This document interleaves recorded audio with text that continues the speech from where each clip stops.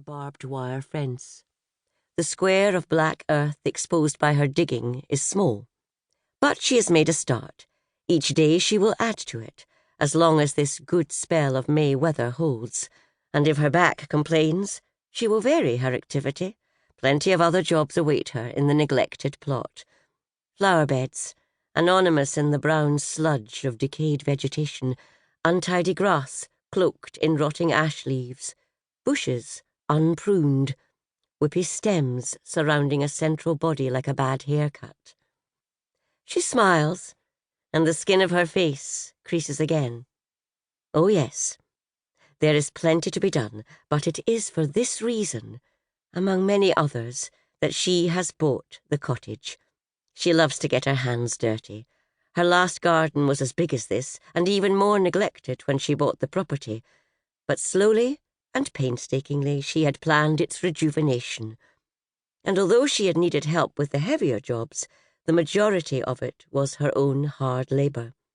Everything she planted there had grown to gigantic proportions. Little chance of the same happening here, on this exposed slope on the side of an upland valley, but it is nevertheless a challenge. Gathering up spade and fork, she stands a minute, drinking in the view. Her mop of white hair is untidy now, her cheek smeared with the mud she has wiped across it from her glove. She is not good-looking, her teeth irregular, and her nose exhibiting a tendency to redness. The skin of her face has begun to sag. Sometimes she stares at her reflection in the bathroom mirror and gently pulls the skin back towards her ears, as she knows they do in plastic surgery. The effect is immediate. She loses 15 years in an instant. She gives a wry smile. Her face in repose makes her look sad, but when she smiles, her cheeks dimple. Then, like all who smile, she is beautiful. Liz cleans the garden implements and returns them to the shed. The phone is ringing when she steps into the kitchen. She hurries to the windowsill.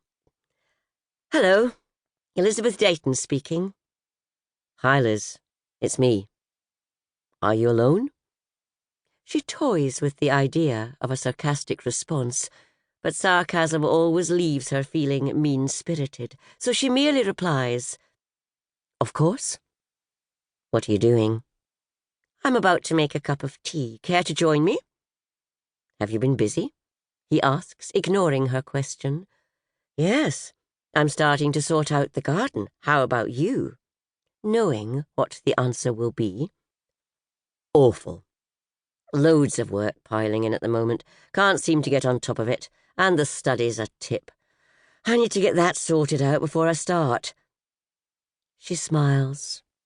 How many times has she heard that before? Remembering the days when she used to visit, and he would heave piles of books and papers onto the floor to make room for her to sit. "Oh, sorry." The tone becomes businesslike. "The meal's ready. I'll speak to you later." The line goes dead. She stands a moment, the handset clamped to her ear. "Goodbye," she replies coolly into the silence, and clatters down the phone. She stares out of the window in a bad humour, surprised that the sun is still shining as brightly as it was. Taking off the old jacket that she uses for gardening, her feet search for the slip-ons that she discarded under the table at breakfast time. Not that she stayed still for more than a couple of minutes. Breakfast has become a time of snatched mouthfuls while she dries her hair, or feeds the cat, or rakes the ashes from the grate. She can't sit down. The sound of the news programme, grimly detailing its latest catalogue of misery, is too impersonal a companion.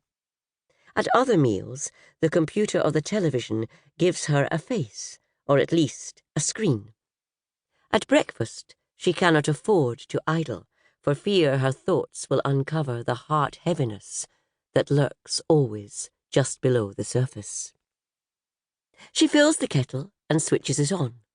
While she waits for it to boil, she takes down a circular biscuit tin from the shelf and cuts a generous slice from the fruit loaf contained within.